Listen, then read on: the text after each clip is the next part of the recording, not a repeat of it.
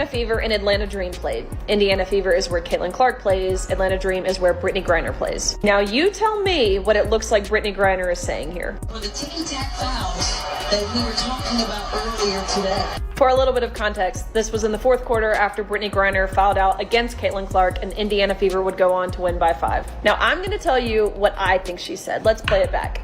Looks to me like she is saying trash and then calling Caitlin Clark a bleep white girl. Just a reminder, this is who Joe Biden traded for the Russian merchant of death. So many WNBA players hate Caitlin Clark so much when she is the best thing that could have happened to the league. And she's not the best thing that happened to the league because she's white. Justice has finally caught up to Brittney Griner, delivering punishment in the harshest, most unexpected way. After her racist outburst against Caitlin Clark went viral, the WNBA tried desperately to bury the story. But no matter how deep they pushed it, karma refused to stay silent. And now the payback has arrived in brutal fashion. You want to get people never to watch the WNBA, this is an amazing way to do it. If the league is going to be rooted in this sort of nastiness with regard to its only real star, good luck to them. Well, folks, the left has a real problem in the United States. They've spent the last several decades talking about how racism is an endemic problem in American life. And there's a problem with that problem, which is there's not enough. The very league that shielded her for weeks just dropped a decision that flips everything upside down. Griner's career could be hanging by a thread. And the irony is, she brought it all on herself. But here's the question. What's more satisfying? Watching Griner finally face the weight of her own words, or watching the WNBA crack under pressure and enforce the rules they ignored for so long? After endless silence, the moment the basketball world has been waiting for is finally here. The WNBA office has unleashed a bombshell, one so explosive it's shaking the league to its core. And for Griner, the fallout is nothing short of devastating. Griner was caught on tape during a game with the Indiana Fever, dropping racial slurs against Caitlin Clark, and pretty obviously doing so. Ticky-tack fouls that we were talking about earlier today. And it doesn't take a lot of genius to lip read Brittney Griner, whose voice, by the way, is about as low as mine is, calling her trash and an effing white girl. Now, of course, if Caitlin Clark had ever suggested the same in reverse, using black as opposed to white in that sentence, that'd be the end of her WNBA career. But Brittney Griner is going strong. It's totally fine. So how did we get here? Let's rewind to the exact moment that set this firestorm in motion. Cameras captured Griner crystal clear, her lips forming the words, "trash effing white girl," as she fouled out against Caitlin Clark and the Indiana Fever. It was raw, it was ugly, and it was impossible to misinterpret. The spark of controversy had just been lit, and it was about to ignite into an inferno. What else happened to everybody else? I mean, I know there's always consequences to actions. You know, what I did, I already know that I was going to get, some time for that. And, I respect, I got 3 games. Okay. I'm not disputing that at all. Do I think that it should have just been 3 across the board?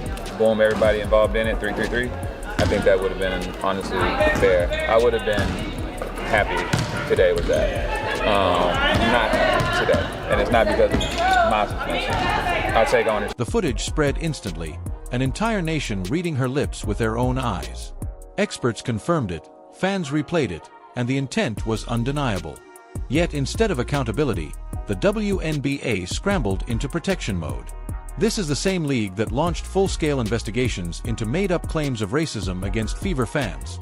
But when one of their own was caught spewing actual racism on national TV, suddenly, they went blind. They ignored the proof, dismissed the outrage, and prayed the storm would vanish. But karma doesn't vanish, it waits. And when it strikes with force. Griner's shield of protection has finally shattered, and what comes next will shake everything. Brittney Griner is playing a game, and this is what Brittney Griner calls. I was not going to comment on any of this stuff until this took place. Watch what she says. The entire internet has reacted to this. Here's Brittney Griner. They're playing against the Indiana Fever, and look what she's saying. Go ahead, Rob. For the ticky-tack fouls that we were talking about earlier today. Well, that pretty much sounds like trash effing white girl. Yeah. I mean, let's just be honest. So the whole market reacts to this with Brittney Griner, right? And then the other quote, Rob, then I'm going to wrap this up and then I'm going to go to Adam. Put the quote of Brittney Griner, what she said about the NBA. This is so funny how all this stuff works out, right? She says, this is from Brittney. Every time we play her, there's this commotion, like this loud rumbling from the stands. Turns out it's people, thousands of them, just sitting there, watching on purpose. It's very disruptive. It's called the freaking game that they pay you money to play. Don't play the game. The suspension that just came crashing down on Brittney Griner isn't about a single ugly outburst. It's about a disturbing pattern the league can no longer defend. This is the same player who once complained about crowd noise simply because fans were finally showing up. The same player who was freed from international prison at the cost of a convicted arms dealer, only to return home and spit racist venom at her fellow athletes. That arrogance, that ingratitude, that sense of entitlement. It finally caught up to her. And this time, there's no one left to shield her from the storm. By Autumn Johnson. BG, right now you have 10 points, 5 rebounds. We see the Atlanta Dream as being very... Right now she's talking to the refs about holding.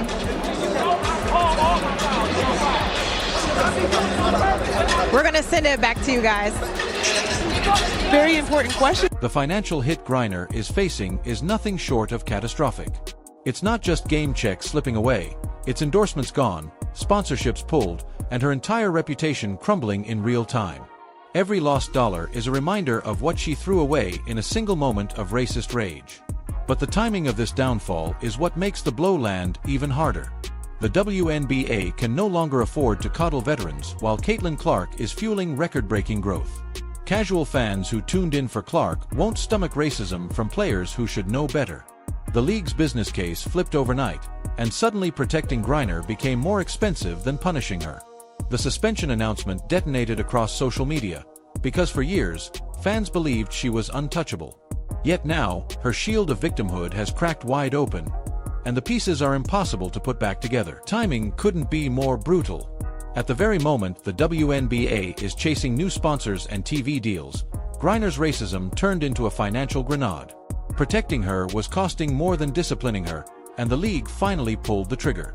What's shocking is that the authority to suspend her was buried in every contract all along. They simply chose not to act until money forced their hand.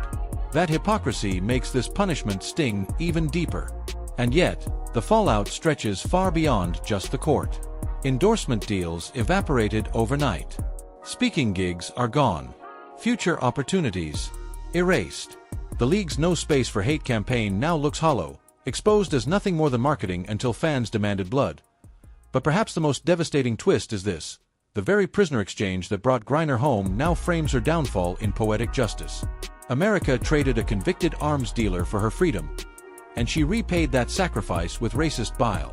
That ingratitude now defines her legacy. Teammates scramble with excuses, supporters cry, unfair, but none of it matters.